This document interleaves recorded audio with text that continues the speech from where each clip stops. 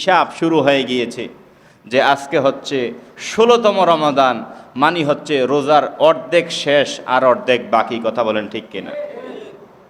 মুমিন মুসলমানের অন্তরের মধ্যে বিদায়ের মূর্ছনা শুরু হয়ে গিয়েছে, বিদায়ের বিরহ ব্যথনা শুরু হয়ে গিয়েছে, বিদায়ের বিরহ ব্যথা আরম্ভ হয়ে গিয়েছে যে মাহে রমজান তো আসলো, অর্ধেকের বেশি সময় চলে গেল, আমি তো ইবাদত করে কাটাতে পারলাম। আর যার কাছে সবই সমান, তার কাছে তো এটার মূল্য হবে না। তো যে আল্লাহ সুবহানাহু ওয়া তাআলা দয়া করে মায়া করে আমাদেরকে এই মাহে রমজানের আজকে এই তৃতীয় জুমা নসিব করেছেন, আমরা আবারও আল্লাহ পাকের শুকরিয়া আদায় করে বলি আলহামদুলিল্লাহ। সম্মানিত হাজিরিন, আজকে আমরা যারা উম্মতে মুহাম্মদী আছি, আমরা যারা আদম সন্তান আছি, তাদের কি ফজিলত সে বিষয়ে সামান্য টাচ দেব। পাশাপাশি আসলে মাহে রমজান কেন আসলো, আমি এই বিষয়ে আরও আলোচনা করেছি, কিন্তু আমি কিতাব দেখে বুঝলাম যে এই বিষয়ের আলোচনা আরও করতে হবে। কারণ আমরা যদি মাহে রমজানের মূল্যায়ন করতাম, প্রায় 1টা বেজে গেছে, নিস্তালা মসজিদ এখনও পুরে নাই, তার মানে মাহে রমজানের কি মূল্যায়ন আমরা করতে পেরেছি? এই কথা বলেন, পেরেছি? আচ্ছা, গ্রামের মানুষ কম শিক্ষিত নাকি শহরের মানুষ শিক্ষিত? শহরের মানুষ কম শিক্ষিত না গ্রামের মানুষ? শহরের মানুষ কম শিক্ষিত। শহরের মানুষ, গ্রামের মানুষ কম শিক্ষিত। তো যার কাছে শিক্ষা বেশি, তার কাছে জ্ঞানের মূল্যায়ন বেশি না কম? আর একটু আসতে বলেন, বেশি না কম? গত জুমায় আপনারা জানেন, আমি আমার বাবার মসজিদে আমার এলাকায় গিয়েছি।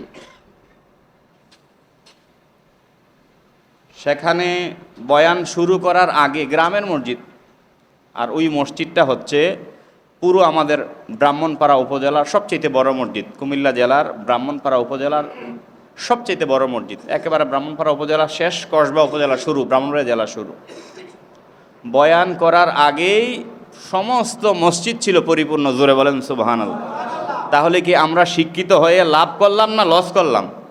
আর একটু জোরে বলেন তো। এই শিক্ষায় শিক্ষিত হয়ে লাভ কি? যেই শিক্ষায় আমাকে মসজিদে আগে ডাকে না, এই শিক্ষায় শিক্ষিত হয়ে লাভ কি? যেই শিক্ষা আমাকে নামাজে আগে ডাকে না, এই শিক্ষায় শিক্ষিত হয়ে লাভ কি? যেই শিক্ষা পিতামাতার গুরুত্ব বুঝায় না, এই শিক্ষায় শিক্ষিত হয়ে লাভ কি? যেই শিক্ষায় আমাকে কোরআন তেলাওয়াতের ফজিলত বুঝায় না। কথা বলুন ঠিক কিনা? এটা একজনের দোষ না, এটা একদিনে হয় নাই, এটা একটা লম্বা সময় গিয়েছে। দুর্ভোগ, নির্ভোগ। আল্লাহর নবীজি ইরশাদ করেন, জুমার দিন যেই ব্যক্তি প্রথম মসজিদে আসবে, সবার আগে আসবে, আমার আল্লাহ তাআলা একটা উট কুরবানির সওয়াব দিয়ে দিবেন। জোরে বলেন সুবহানাল্লাহ। আল্লাহর নবী কি কোনোদিন মিথ্যা বলতে পারেন? সকলে হাত তুলে দেখান তো পারেন? তাহলে আল্লাহর নবীজির বিশ্বাস কোথায় গেল? কোথায় গেল আল্লাহর নবীজির বিশ্বাস? আল্লাহর নবীজি বলতেছেন, দ্বিতীয় যেই ব্যক্তি মসজিদে আসবে জুমার দিন, আল্লাহ সুবহানাহু ওয়া তাআলা তার আমল নামার মধ্যে একটা বাকারা, একটা গরু কুরবানির সওয়াব দিবেন। জোরে বলেন সুবহানাল্লাহ। আপনাদের এখানে জীবনে কেউ উট কুরবানি দিয়েছেন? হাত তোলেন তো। কে কে উট কুরবানি দিয়েছেন? দিয়েছেন কেউ? কেউ দেন নাই। স্বাভাবিকভাবে এটা তৌফিকের আমাদের ভিতরে না বাহিরে? আমাদের তৌফিকের ভিতরে না বাহিরে? বাহিরে। তো এটা তৌফিকের বাহিরে আছে, কিন্তু আল্লাহর নবীজি একটা রাস্তা দেখাই গিয়েছেন যে জুমার নামাজে সবাই আগে চলে আসো, একটা উট কুরবানির সওয়াব পেয়ে দেবা। তো উট কুরবানি করলে তো ওখানে গোস্ত পামু, সওয়াব পামু। এখানে গোস্তটা না হলে না পাইলাম, কোনো সমস্যা আছে? কথা বলেন, আছে? এটাই সমস্যা। হুজুর আপনি তো কইছেন উট কুরবানির সওয়াব আছে, গোস্ত কই? আপনাদেরকে গোস্ত লাগবো নাকি? দ্বিতীয়ত, যেই ব্যক্তি দ্বিতীয় হবে জুমার দিন আমার নবীজি ইরশাদ করেন সেই ব্যক্তি একটা গরু কুরবানির সওয়াব পাবে। বর্তমান যে বাজার, যে মার্কেট আলাদা, একাকি কুরবানি দেওয়া সম্ভব? কথা বলেন না কেন? হালালভাবে আমি যেগুলো বলতেছি সব হালালের কথা বলতেছি। হারামভাবে তো অনেক সম্ভব। সম্ভব না? অনেক সম্ভব, একবার না অনেকবার সম্ভব। এলাকা পুরা খাওয়াই নিতে পারবেন, কিন্তু হালালভাবে তো ভাই সম্ভব না। তো হালালভাবে তো একা কুরবানি দেওয়া সম্ভব না। তো আপনার যদি সম্ভব না হয়, আপনি মসজিদে দ্বিতীয় হয়ে যান এসে। এই রাস্তাটা কি খোলা না বন্ধ? কথা বলেন, খোলা না বন্ধ? খুলে দিয়েছেন কে? রহমাতুল্লিল। আমার নবীজি ইরশাদ করতেছেন, তৃতীয় যেই ব্যক্তি প্রবেশ করবে সেই ব্যক্তি একটা খাসি বা দুম্বা ছাগল কুরবানির সওয়াব পাবে। একটু মুখটা খুলে বলেন। আমার নবীজি ইরশাদ করেন, চতুর্থ যিনি হবেন তিনি একটা মুরগি কুরবানি বা জবাই করার, অর্থাৎ একটা মুরগি জবাই করলে এটা যদি জবাই করার পরে মানুষকে খাওয়ান, সওয়াব হবে না গুনাহ হবে? নবীজি ইরশাদ করেন, এটা কেটে খাওয়ালে যে সওয়াবটা হবে, একজন মানুষ যদি মসজিদে জুমার দিন চতুর্থ হয়ে যায়, আল্লাহ সুবহানাহু ওয়া তাআলা তাকে সেই সওয়াব দিয়ে দিবেন। জোরে বলেন। আমার নবীজি ইরশাদ করেন, জুমার দিন যেই ব্যক্তি পঞ্চম হবে, আল্লাহ সুবহানাহু ওয়া তাআলা একটা ডিম সদকা করলে, একটা ডিম কুরবানি করলে যেই সওয়াব হয়, আমার আল্লাহ ওই বান্দার আমল নামাতে সেই সওয়াব দিয়ে দিবেন। জোরে বলেন সুবহানাল্লাহ। আমার ভাইরা, আল্লাহ সুবহানাহু ওয়া তাআলা প্রিয় নবীজির এই বাণীকে, এই উপদেশকে আমাদেরকে মানার তৌফিক দান করুন, বলুন আমিন। আমার ভাইরা, আমার বন্ধুরা, মহান আল্লাহ সুবহানাহু ওয়া তাআলা কত বড় দয়া করেছেন আমাদের ওপরে। আমার আল্লাহ বলেন, আমি মানুষ বানাইলাম, আমি জিন বানাইলাম, আমি গাছ বানাইলাম, আমি মাছ বানাইলাম, আমি গরু বানাইলাম, ছাগল বানাইলাম, আমি পুকুর, নদী, নালা, খাল, ডোবা সব বানাইলাম। আমি হরেক রকমের মাছ সৃষ্টি করলাম, আমি হরেক শ্রেণীর গাভী সৃষ্টি করলাম, খাসি সৃষ্টি করলাম, হরেক শ্রেণীর পানি সৃষ্টি করলাম। আমি আল্লাহ করতে করতে করতে করতে 18,000 রকমের মাখলুকাত আমার সৃষ্টি বানাইলাম। মানুষ একটা মাখলুকাত, তার মধ্যে একটা মাখলুক। জিন 2 নাম্বার, পানি যদি 3 নাম্বার ধরেন, মাছ 4 নাম্বার, গাছ 5 নাম্বার, এরকম করে যদি আপনি নাম্বারিং করতে থাকেন, 1 থেকে শুরু করলেন, আল্লাহ পাকের সমস্ত সৃষ্টি হিসাব করলে আপনার কাছে মনে হবে কমপক্ষে 18,000 মাখলুকাত। আমার আল্লাহ বললেন কুরআনুল কারীমের সূরা বনী ইসরাঈলের মধ্যে, আমার আল্লাহ চমৎকারভাবে আমাদেরকে তিনি জানাই দিচ্ছেন, ও আমার বান্দারা তোমরা শুনে নাও, জেনে নাও, আমি 18,000 মাখলুকাত বানাইলাম। কত কিছু বানাইলাম যেগুলো তোমরা দেখো, আবার কিছু কিছু তোমরা দেখো না। মশার মধ্যে কত রকমের মশা দিলাম, ডেঙ্গু মশা দিলাম, এডিস মশা দিলাম, সাধারণ মশা দিলাম। পিপিলিকার মধ্যে কিছু কিছু পিপিলিকা দিলাম, যেই পিপিলিকাগুলা বিভিন্ন রকমের হয়ে থাকে। পাখির মধ্যে কত রকমের কবুতর দিলাম, জালালি কবুতর দিলাম, কত রকমের কবুতর দিলাম। আমি আল্লাহ কত রকমের সৃষ্টি করলাম।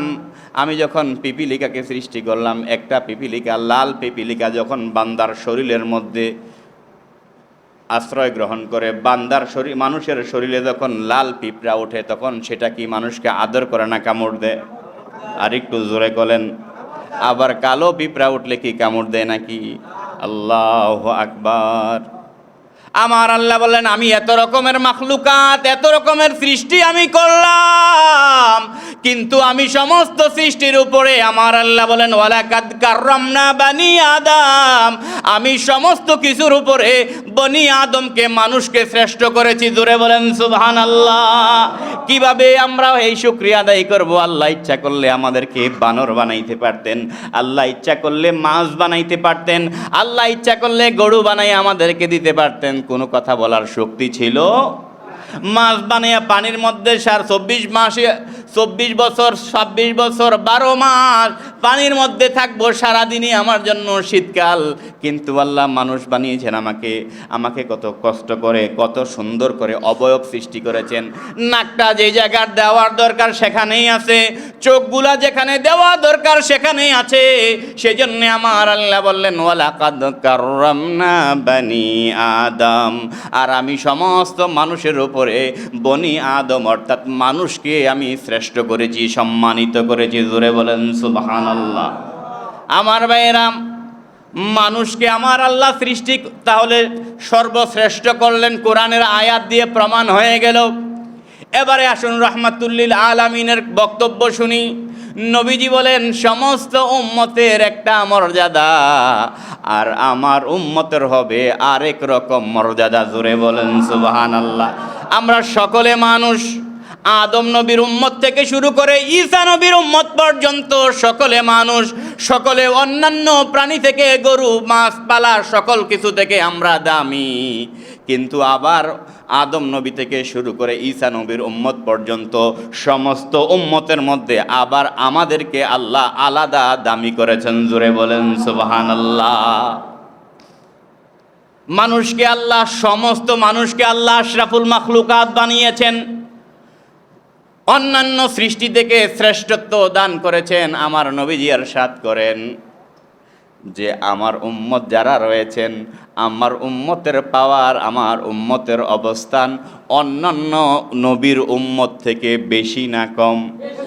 আর একটু আওয়াজ করে বলেন, বেশি না কম? আমার নবীজি ইরশাদ করেন সুন্দর একটি হাদিস। আমার নবীজি ইরশাদ করেন ইন্নী আরজু আন্না তাকুনা নিসফা আহলিল জান্নাতে।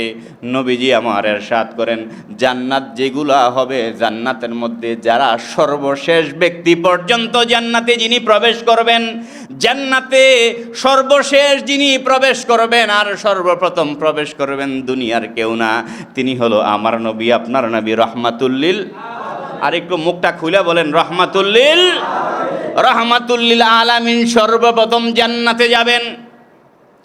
আমার নবীজি ইরশাদ করেন আর যিনি সর্বশেষে জান্নাতে যাবেন, মোট জান্নাতীদের মধ্য থেকে যদি হিসাব করা হয়, আমার নবীজি বলেন সমস্ত জান্নাতীদের মধ্যে, অর্থাৎ মনে করেন জান্নাতি যদি 100 জন হয়, নবীজি বলেন আমার উম্মতে থাকবে 50 জন। তো দুরূদ শরীফ পড়ুন আল্লাহুম্মা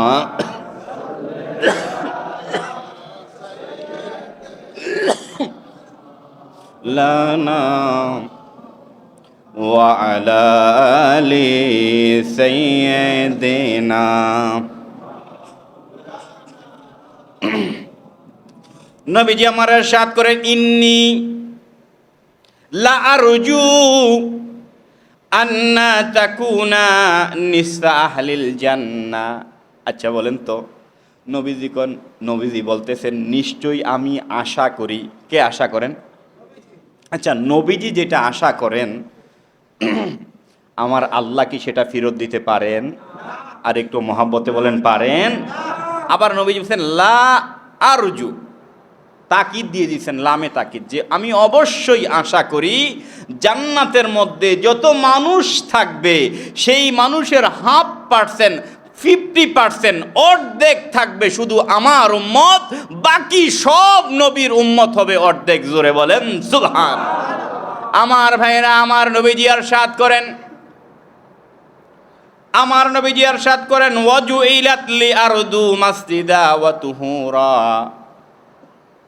বাবা আদম থেকে শুরু করে ঈসা নবী পর্যন্ত প্রত্যেকের জন্য নামাজ আদায়ের একটা নির্দিষ্ট জায়গা ছিল। মসজিদ ছাড়া নামাজ আদায় করা যেত না। নামাজের নির্দিষ্ট স্থান মসজিদ, নামাজের নির্দিষ্ট স্থান ছাড়া নামাজ আদায় করলে নামাজ হবে। নবীজি আমার ইরশাদ করেন আমি রহমাতুল্লিল আলামিন, এই জমিনে তশরিফ রাখার পরে আমার আল্লাহ পুরা জমিনটাইকে মসজিদ বানাইয়া দিয়েছে। ঘরের মধ্যে নামাজ পড়লে সওয়াব কম হবে, কিন্তু পড়া জায়েজ আছে কি নাই? কিন্তু অন্যান্য নবীদের আমলে জায়েজ ছিল না। সেই জন্যে আমার ভাইরা খুব খেয়াল করেন, আমার আল্লাহ বলেন ওয়ালাকাদ কাররামনা বানি আদম, আমি মানুষকে সম্মানিত করেছি অন্যান্য জিনিসের উপরে, অন্যান্য জীবের উপরে, গাছের উপরে, মাছের উপরে, জিনের উপরে, অন্যান্য কিছুর উপরে। আর আমার নবী বলতেছেন যে আমি রহমাতুল্লিল আলামিনের কারণে আমার উম্মতরা অন্যান্য উম্মত থেকে দামি। আমার ভাইয়েরা, এত দামি হলাম, এই জন্য কি কোনো প্রকার ফি দেওয়া লাগছে? একটু কথা বলেন। রেজিস্ট্রেশন করা লাগছে? ফর্ম ফিল আপ করা লাগছে? অটোমেটিক পেয়ে গেছে। তো বাঙালির তো অভ্যাস এটাই, যেই একেবারে দামি জিনিস হোক যেটা ফ্রিতে পাওয়া যায়, আমাদের বাঙালি সমাজে সেটার মূল্যায়ন আছে কি নাই? কই আছে? কই আছে? যেটা ফ্রিতে পাওয়া যায় এটার মূল্যায়ন নাই। খুব কম মূল্যায়ন নাই বলতে আছে, কিছু মানুষের কাছে মূল্যায়ন আছে, কিন্তু সর্বোপরি বিষয় হলো যেটার মূল্যায়ন কম, এটার আপনার যেটা ফ্রিতে পাওয়া যায় এটার মূল্যায়ন কম হয়। কিন্তু আমরা নিজেরা চাই নাই, আল্লাহ পাক আমাদের উপরে দয়া করেছেন। আমাদেরকে আদম নবীর উম্মত বানাইলে পারতেন কি পারতেন না? একটু কথা বলেন না, পারতেন কি পারতেন না? ঈসা নবীর উম্মত বানাইতে পারতেন কি পারতেন না? তো সর্বশেষ নবীর উম্মত বানাইলেন, এতে কি লাভ হয়েছে না লস হয়েছে? আচ্ছা, অন্য কোনো নবীর উম্মতের জন্য কি শবে কদর আছে? কথা বলেন, আছে? শবে বরাত আছে? শবে মেরাজ আছে? কিচ্ছু নাই। সেই জন্যে দামি নবীর উম্মত হয়েছি। অতএব ইসলামের আল্লাহ যেহেতু আমাদেরকে দাম দিয়েছেন, তাহলে আল্লাহ পাক যেই বিধি বিধানগুলা আমাদেরকে দিয়েছেন সেটা কি আমরা ভালো করে ধরবো না আস্তে ধরবো? মনে করেন এমপি সাহেব, উদাহরণ দিলে বুঝবেন ভালো। আমাদের সমাজের কোনো একজন মানুষকে তিনি অসংখ্য তার যা প্রয়োজন, সেই মানুষটা মনে করেন গরিব, তাকে অর্থ, থাকার জায়গা সব কিছুর ব্যবস্থা করে দিয়েছে, কিন্তু মানুষটা চায় নাই। কিন্তু এমপি সাহেব খবর নেওয়ার পরে তিনি সব কিছু দিয়ে গেলেন। তো যাকে দিয়ে গেলেন বাকি জীবন কি এমপি সাহেবের সাথে বিরোধিতা থাকবে না ওনার সাথে মহাব্বত থাকবে? আর একটু আসতে বলেন, কি থাকবে? তো যেই আল্লাহ সুবহানাহু ওয়া তাআলা আপনি চান নাই, আল্লাহ আপনাকে দামি বানিয়েছেন, তো আল্লাহর সাথে এই যে একটা বড় দয়া করেছেন এটা আপনি জানতে পেরেছেন। এখন আপনি বলেন যে এমপি সাহেব যখন এই যে লোকটাকে সাহায্য করলেন, পরবর্তীতে এমপি সাহেবের বিভিন্ন মিটিং মিছিলের মধ্যে ওই লোক কি পিছনে থাকবে না সামনে থাকবে? আরও জোরে বলেন, পিছনে না সামনে? আরও জোরে বলেন, পিছনে না সামনে? তো যেই আল্লাহ এত দয়া করলেন, এত মায়া করলেন, প্রথমে হচ্ছে সমস্ত সৃষ্টির উপরে মানুষকে দামি করলেন, আবার মানুষের ভিতরে রহমাতুল্লিল আলামিনের উম্মত করলেন। তো সেই আল্লাহর হুকুম আহকাম আমরা কি ভালো করে পালন করব না মোটামুটি? আর একটু জোরে বলেন, ভালো করে না মোটামুটি? সম্মানিত ভাইয়েরা, এই মাহে রমজান আমাদের কাছে আল্লাহ সুবহানাহু ওয়া তাআলা দিয়েছেন। এই মাহে রমজানের উদ্দেশ্য আমি গত জুমার আগের জুমা এবং রমজানের আগেও আপনাদেরকে একাধিকবার বলেছি। আমার আল্লাহ বলছেন এই মাহে রমজান এই জন্য দিয়েছি লাআল্লাকুম, বলেন লাআল্লাকুম তাত্তাকুন, অর্থাৎ যেন তোমরা তাকওয়াবান হতে পারো, আল্লাহ ভীরু হতে পারো, আল্লাহকে ভয় করতে পারো। আমার ভাইয়েরা, আমার বন্ধুরা, আল্লাহ সুবহানাহু ওয়া তাআলা কুরআনুল কারীমের মধ্যে চমৎকারভাবে আমার আল্লাহ তাআলা ইরশাদ করছেন সূরাতুল বাকারার 197 নম্বর আয়াত। আমার আল্লাহ বলছেন ওয়া তাযাওয়াদু ফা ইন্না খায়রাজ যাদিত তাকওয়া ওয়াত্তাকুনি ইয়া উলিল আলবাব। আমার আল্লাহ সুবহানাহু ওয়া তাআলা চমৎকারভাবে বলছেন, খুব খেয়াল করেন, আমাদের এই শরীরটাকে ঢাকার জন্য প্রত্যেকের পোশাক আছে কি নাই? আর একটু জোরে বলেন। আমার আল্লাহ বলেন শরীর ঢাকার জন্য পোশাক রয়েছে। তোমার এই শরীরকে সুন্দরভাবে উপস্থাপন করার জন্য তুমি কত রকমের পোশাক তুমি পরিধান করো বান্দা। আমি তোমাকে বলছি ওয়া তাযাওয়াদু, ও পথিক, যে পথ দিয়ে চলতেছে সে জানে সে কোথায় যাবে, কথা বলুন ঠিক কিনা? যে ব্যক্তি মেন্টাল, যে ব্যক্তি পাগল, সে জানে না কোথায় যায়। কিন্তু যেই ব্যক্তির সামান্যতম মাথার মধ্যে জ্ঞান আছে, সেই ব্যক্তি যখন হাঁটে কোন দিকে হাঁটবে সেই ব্যক্তি জানে কি জানে না? আর একটু মুখ খুলে বলুন, জানে কি জানে না? আমার আল্লাহ বলেন তাজাওয়াদু, ও আমার পথের পথিক, তোমরা কোন দিকে যাচ্ছ? তাজাওয়াদু, তোমরা, হে আমার পথের পথিক, তোমরা যেই পথে যাচ্ছ সেই পথে খালি যাইও না, সেই পথে যাওয়ার জন্য তোমরা পাথেহ সংগ্রহ করে নিয়ে যাও। হুজুর, পাথেহ কি? আমরা যখন আত্মীয় স্বজনের বাড়িতে বেড়াতে যাই, বিশেষ করে মেয়ের বাড়িতে যখন বাবায় যায়, বাবারা খালি হাতে যায়, কথা কোন ঠিক কিনা? কি নিয়ে যায়? হ্যাঁ, স্বাভাবিকভাবে বাবারা অনেক কিছু নিয়ে যায়। কি নিয়ে যায়? বাবারও হিসাব নাই, কারণ বাবার কলিজার টুকরা হলো মেয়ে। অনুরূপভাবে সন্তান, ছেলে সন্তান সবসময় মাকে খুশি করার জন্য চেষ্টা করে। যখন যেটা চায়, মা কি খাইলে খুশি হবে, ছেলে সন্তান সেটা চেষ্টা করে আনার জন্য, কথা বলুন ঠিক কিনা?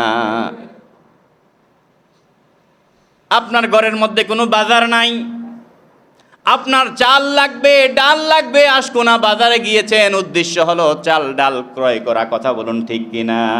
আমার আল্লাহ বলেন তাজাওয়াদু, ও পথের পথিক, তুমি কই যাচ্ছ? যেখানে যাচ্ছ সেই জায়গার জন্য তুমি সামান তৈরি করো। তো আমি কোথায় যাব? আমার সর্বশেষ যাওয়ার জায়গা একটা, সেটা হলো কবর। আমার আল্লাহ বলেন সেই কবরের মধ্যে যাওয়ার জন্য সামান রেডি করো। তোমার নফসকে পরিষ্কার করো, 5 ওয়াক্ত নামাজ নিয়মিত আদায় করো, হালাল হারাম মেনে চলো, পরিবারের মধ্যে পর্দার বিধান তুমি মেনে চলো। অর্থাৎ যেই কাজ করলে আল্লাহ খুশি হবেন সেই কাজ, এবং আল্লাহর রসুল খুশি হবেন সেই কাজগুলা হলো কবরের সামান, কবরের বাজার। কথা কি বুঝতে পেরেছেন? কথা কি বুঝতে পেরেছেন? আমার আল্লাহ বলেন তাজাওয়াদু ফাইন্না খাইরাজ যাতিত তাকওয়া, তোমরা পাথে সংগ্রহ করো, নিঃসন্দেহে সবচাইতে দামি পাথেহ হচ্ছে কবরে যাওয়ার জন্য সবচাইতে বড় তোমার সঙ্গী, সবচাইতে বড় বাজার হচ্ছে আমার আল্লাহ বললেন যাদিত তাকওয়া। আমার আল্লাহ বললেন যাদিত তাকওয়া, তাকওয়ার সম্পদকে অবলম্বন করো। আর যদি তোমার সাথে তাকওয়া থাকে তো কবরের মধ্যে তোমাকে ফেরেশতা আটকাইতে পারবে। একটু আওয়াজ করে বলেন বাবা, যদি তাকওয়া থাকে কবরে ফেরেশতা আমাকে আটকাইতে পারবে? তাকওয়া কি জিনিস? আমি 5 ওয়াক্ত নামাজ পড়ব, আমি হালাল হারাম মেনে চলবো, আমার প্রতি আল্লাহ এবং রাসূল যেই নির্দেশনা দিয়েছেন, কোরআন এবং হাদিস যেই নির্দেশনা দিয়েছেন সেটা মেনে চলবো, এইটাই তাকওয়া। সূরা বলেন সুবহানাল্লাহ। রমজান এসেছে, মাহে রমজান বলতেছেন যে লাআল্লাকুম তাত্তাকুন, তাকওয়াবান হও, তাকওয়াবান হও। মুসল্লিরা জিজ্ঞেস করে হুজুর তাকওয়া কি? তাকওয়ার কথা এখনই আপনাদের কাছে বললাম। যেই কাজগুলো আল্লাহ এবং রাসূল আপনার উপরে দায়িত্ব দিয়েছেন, কোরআন এবং হাদিসের মধ্যে রয়েছে, সেগুলা দুনিয়ার মধ্যে মেনে চলার নামই হচ্ছে তাকওয়া। জোরে বলেন সুবহান। আমার ভাইরা, আমার আল্লাহ সুবহানাহু ওয়া তাআলা আমাদের উপরে তাকওয়াকে অর্জন করার জন্য এই মাহে রমজান দিয়েছেন। মাহে রমজানের উদ্দেশ্য হলো তাকওয়াবান হওয়া। আমার ভাইরা, রোজা কেন ফরজ করা হয়েছে? রোজা ফরজ করা হয়েছে যেন তাকওয়া অর্জন করতে পারি। আমার আল্লাহ সুবহানাহু ওয়া তাআলা কুরআনুল কারীমের সূরা আরাফের 26 নম্বর আয়াতের মধ্যে বলেন, তোমরা তোমাদের শরীরকে ঢাকার জন্য তোমরা কাপড় পরিধান করো। কত সুন্দর কাপড় পরিধান করো, কত ইস্ত্রি করা আয়রন করা কাপড় তোমরা পরিধান করো। লিবাসুত তাকওয়া যালিকা খায়রুন। আমার আল্লাহ সূরা আরাফে বলেন তোমরা তাকওয়ার লিবাস পরিধান করো, যালিকা খায়রুন, আর ওই লিবাসটাই হচ্ছে উত্তম। জোরে বলেন সুবহানাল্লাহ। আমার এই শরীরকে ঢাকার জন্যে আমি বিভিন্ন রকমের কাপড় পরব, পরিধান করব, পায়জামা পরব, প্যান্ট পরব, কত কিছু আমি পরব, কিন্তু আমার এই শরীরের মধ্যে আমার যে নফস রয়েছে, আমার যে পরকাল রয়েছে, সেটা হচ্ছে আমার আল্লাহ বলেন লেবাসুত তাকওয়া দাও। এই লেবাসুত তাকওয়াকে দেখা যায় না। এই লেবাসুত তাকওয়া কি দিয়ে হয়? এই লেবাসুত তাকওয়া ইমাম দিয়ে হয়, এই লেবাসুত তাকওয়া নামাজ দিয়ে হয়, এই লেবাসুত তাকওয়া শেষ রাতের কান্না দিয়ে হয়, এই লেবাসুত তাকওয়া নফল নামাজ দিয়ে হয়, এই লেবাসুত তাকওয়া দুরূদ শরীফ দিয়ে হয়, এই লেবাসুত তাকওয়া আমার নবীর মহাব্বত দিয়ে হয়, এই লেবাসুত তাকওয়া আল্লাহ পাককে শরম দিয়ে হয়। জোরে বলেন সুবহান। অতএব এই কাপড়ের দাম এই দুনিয়ার মধ্যে বেশি। দুনিয়ার মধ্যে আমি যখন একটু ভালো কাপড় পরে যাব, স্বাভাবিকভাবে বিভিন্ন জায়গাতে মূল্যায়নের ক্ষেত্রে একটু কাপড়ের মানে যদি ভালো কাপড় পরে যায় মূল্যায়ন একটু ভালো হয়, একটু নর্মাল কাপড় পরলে মূল্যায়ন কম হয়। এটা কি সত্য না মিথ্যা? আর একটু জোরে বলেন। একজন পিয়ন মনে করলেন অফিসের, সেও টাই টুই পরে একবারে বোর্ড পরে কোট পরে সুন্দরভাবে চলে। ওই অফিসের যে বস আছে সেও দেখবেন সেই পিয়নকে সম্মান দিয়ে কথা বলে। কথা বলুন ঠিক কিনা? আর যেই গেঞ্জি পরছে, পুরান একটা প্যান্ট পরছে, ও হ্যাঁ সারাদিন কাজে লাগাই রাখবে। কথা কন ঠিক কিনা? আমার ভাইয়েরা, লেবাসুত তাকওয়া, তাকওয়ার লেবাস লাগবে।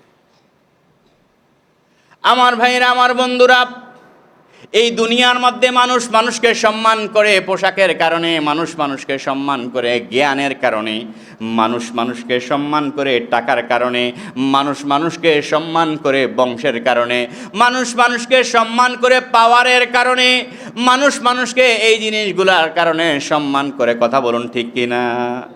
কথা বলেন ঠিক কিনা? এই জিনিসগুলো থাকলে এই দুনিয়াতে মানুষ সম্মান করে।